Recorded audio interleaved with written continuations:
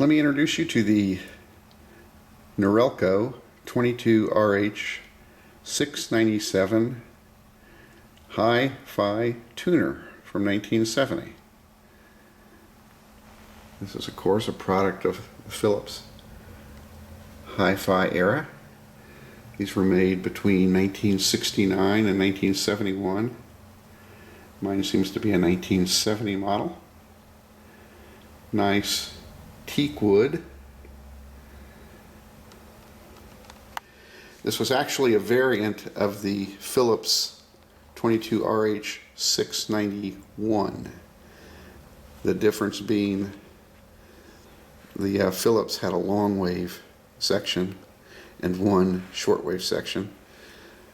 For our market, they got rid of the long wave and went with two shortwaves. That we have a nice dial that kind of screams quality. Signal strength indicator, your tuning dial. 697, Norelco badge. We have our tuning indicators, the black bars, one for AM and the two short waves and one for FM at the bottom. The dials are separated into kilohertz for AM and megahertz for shortwave. They also have meter designations. The FM has megahertz and something called CAN, and I don't know if I remember what that abbreviation is or not, but it seems to be like the log scale, where people could log in a more memorable, easier to remember number for the channels they liked than trying to remember the megahertz. But I'm not sure, it might mean something else. But it's sequential from 2 to 70. So I'm not sure about that CAN. We have our on-off button, a stereo light below it. Next to that is ST, which is silent tuning. Basically, you depress that if you've got a lot of channels together and you want to cut out all the interference while you're switching from one channel to another. But if you leave it in, you're going to miss some of your weaker channels. Your antenna, that's for AM. When you're on a outside antenna, as we'll see on the back, you would depress that. If not, you're going to be on the internal ferrite rod. AFC, that has two functions for this radio. The automatic frequency control for the FM, you leave that out, and then as you find the FM channel you like and you get a good strong signal, you depress it to keep it from drifting. On AFC, it works kind of the opposite. You want to leave it out all the time, and it opens up the bandwidth so interfering channels don't trounce on each other. But you would really only need that in if you were in times of heavy AM channel. We just don't have a lot of AM channels anymore. So just leave it out. Did I say it has a nice teak cabinet? It does. Let's stop for a minute and we'll turn it around and look in the back. Alright, looking around back, we have our typical Philips nomenclature here. ID tag, made in Holland. Power cord. Take a kind of a look at these connections in detail here. It's tropicalized. I've seen that on a few Philips and Norelco products, which I read somewhere what that means. It's been more weatherproofed against humidity and sand. I don't know if that's true or not. We have our AM antenna and ground symbols, which is that jack there. You'll notice it's different than the FM jack, the FM split T symbol, and then the little output signal with a 5-pin DIN jack. Let's look at these little jacks and then I'll show you what I need to do. This tuner was originally designed to be used with the Norelco and Philips 591 amplifier, and you connected it with your output there to the amplifier. But I don't have the appropriate amplifier, so we're going to make do with something else. We're going to plug this 5-pin converter in with RCA jacks, and we're going to go from there. The AM jack is different than the FM, as you'll notice. And here's the AM plug that would go into it. If you open this up, you can see how you would put your outdoor antenna connection and a ground connector, solder them in there. I tried this with a few pieces of wire, but obviously they weren't long enough, and I really got better reception just using the internal ferrite antenna. So we won't use that other than to keep it safe and not lose the plug. The FM antenna has a different jacks on it, and it's got one small thin FM wire connected, I don't know, 2 feet, maybe 2.5 feet, and I get a much better reception with this in here than not. I snagged this off my Norelco receiver from 1968 to use for this. This did not come with either of these jacks. I snagged them off other products.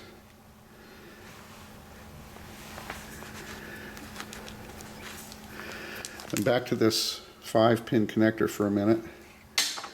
If you are like me and you have some of the old European DIN connectors, you can look for this stereo adapter from Switchcraft, the 330G. The 330G has a pinout diagram for what you need to use it for. So very convenient.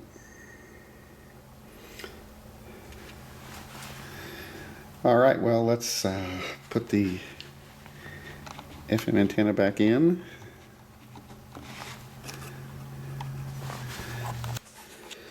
And get the adapter cable hooked up. And let me go snag a portable amplifier and we'll try it out. Here's some of the specifications. You can pause your viewer, take a closer look at it.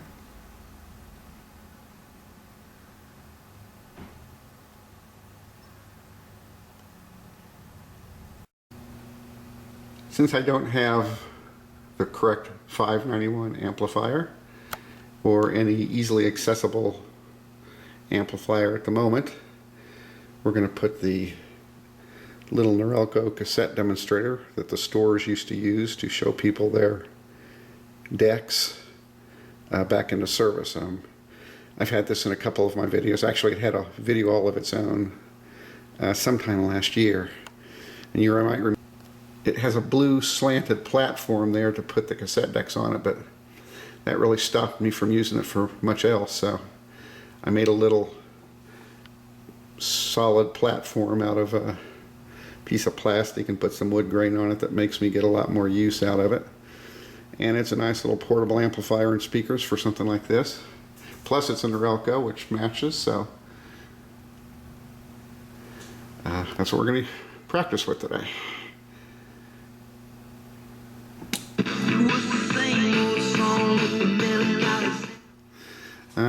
Before we get going there, okay, I've got that light turned off. It does have a fairly well lit dial, and I'm not sure if there should be more lights on it though. It's one reason I have it out here in the workbench, is to try and find out if I'm missing a bulb somewhere in there. I really don't know. But I want to point out that on the FM antenna right now, we're all the way to the right. Without that little extra antenna in the back jack, about the best I can do is maybe a 5.5. So that makes a big difference.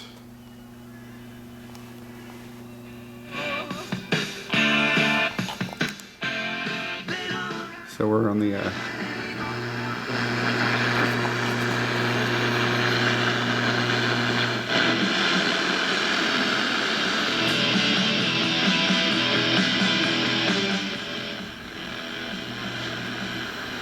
This is over $6.99. let's demonstrate silent tuning. Counties on all purchases over $6. There you can see what happens when you do silent tuning. Takes away all the interference from between the channels until it finds one that's strong enough. That's a nice feature.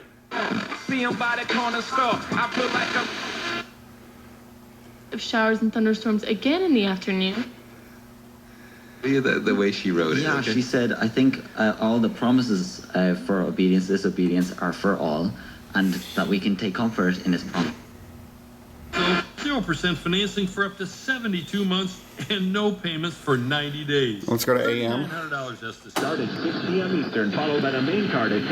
Only So we're on the upper dial now.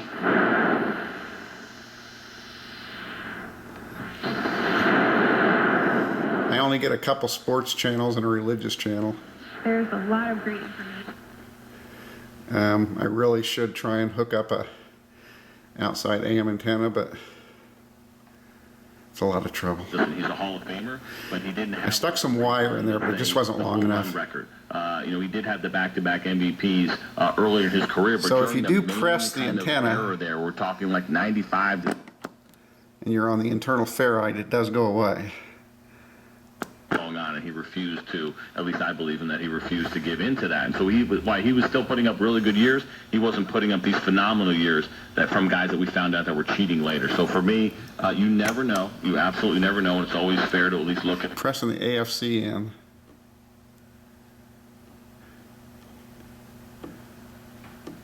Remember, I'm on AM now, so it And we train our volunteers. actually reduces the sensitivity. Stay tuned. All your prayers. My everything.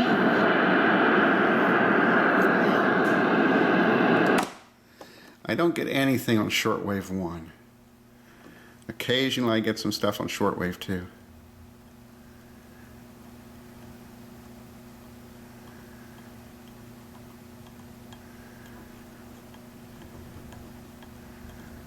But we're in the middle of the day here, so I doubt that's going to happen.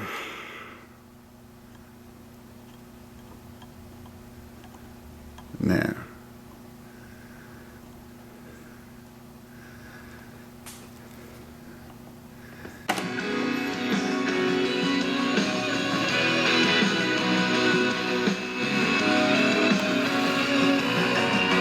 It was just an.